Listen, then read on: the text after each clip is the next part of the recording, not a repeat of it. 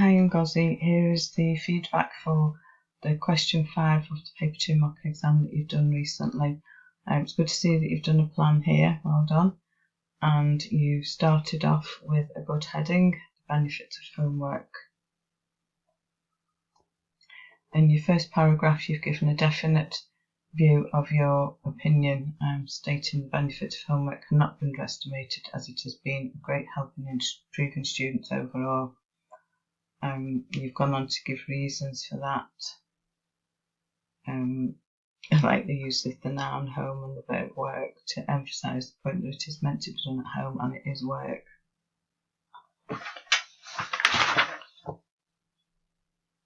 And given some good reasons, using some good vocabulary. I like this, the future is surely bright.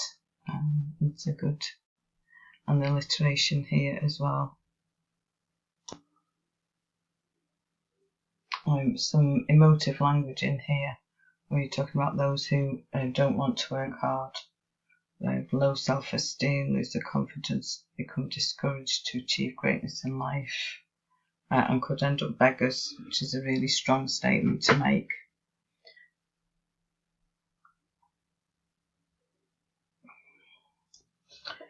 And you've gone on to reiterate how important homework is. And then you've also mentioned the fact that the teachers are responsible for encouraging students to do their homework, but the parents also have to take some responsibility to support the teachers.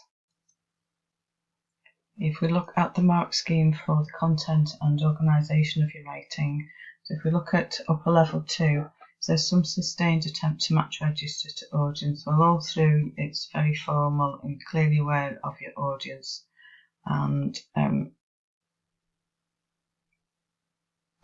of the broadsheet readers. Some sustained attempt to match purpose. So again, you realise that you're meant to be trying to persuade people of your point of view. There's some excellent vocabulary used, with some use of linguistic devices. You would have scored much higher had you used more of the linguistic devices. So for example, you've used alliteration.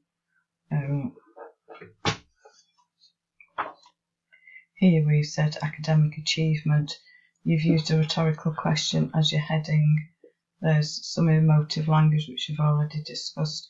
However, I think to have scored higher, you would have needed to include more, such as more rhetorical questions throughout, some expert opinions. So you could have named people as giving some of the facts and evidence that you've quoted.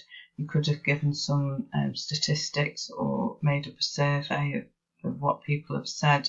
All of this would have given more credibility to your article. I'm going on to the organisation, some use of structural features.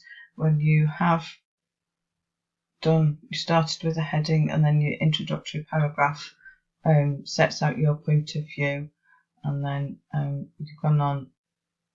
Some of your paragraphs are quite long, so you could have done with shortening those a little bit, splitting them up a bit more, and then you've done a conclusion. However, your conclusion is quite long, and also you change subject really, and you introduce a new topic in your conclusion, whereas your conclusion really is just to sum up everything that you've written about and link it to your introduction. So I think there's some use of structural features, but again it could be a little bit better. Increasing variety of linked and relevant ideas. Well, your ideas are all brilliant and you've linked them well. Some use of paragraphs and some use of discourse markers. You have paragraphed it, but they are quite long paragraphs, and I think some of them could have been split up a bit more. You've used some discourse markers, which are things like on the other hand, for example, firstly, secondly, thirdly. We've used however here. You've used for those who, so that's kind of linking the two paragraphs together, and in conclusion. So there's some use of discourse markers. So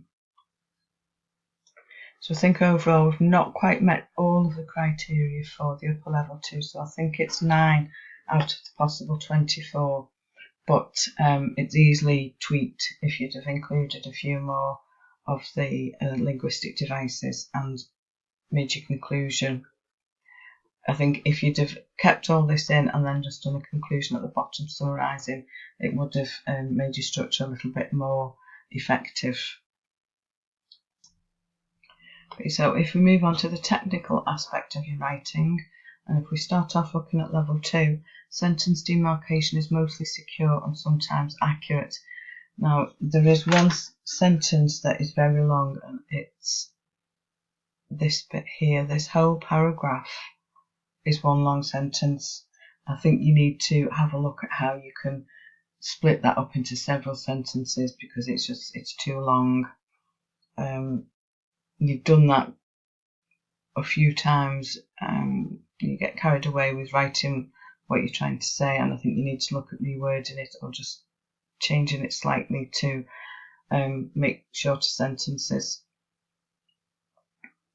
Some control of a range of punctuation. There are a lot of commas in there, which I think is what's leading to the long sentences. You could try using some semicolons as well as full stops to separate your sentences a little bit more. Attempts a variety of sentence forms. Well, as we've just said, you've got some very long complex sentences. You do use some compound sentences, but I think you would need to include a couple of short sentences as well, which can be very good for dramatic effect.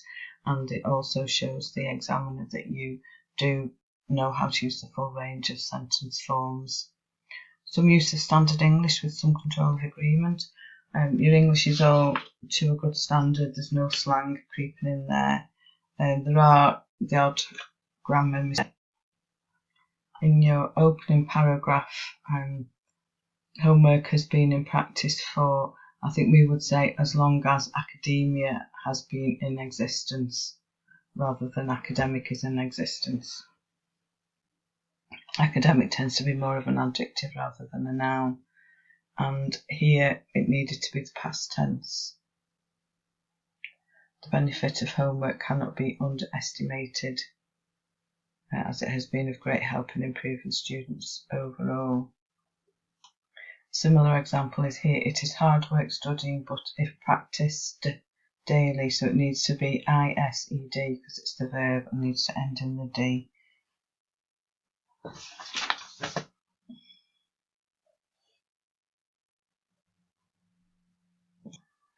And again here, students should be encouraged with the D on it. So it seems to be a bit of an issue with putting the D on the end of words that we might need to do a little bit of extra work on. Going back to the mark scheme, some accurate spelling of more complex words. I think the spelling seems to be fine. And varied use of vocabulary. Well, again, you have used a wide range of vocabulary, so that's all very good.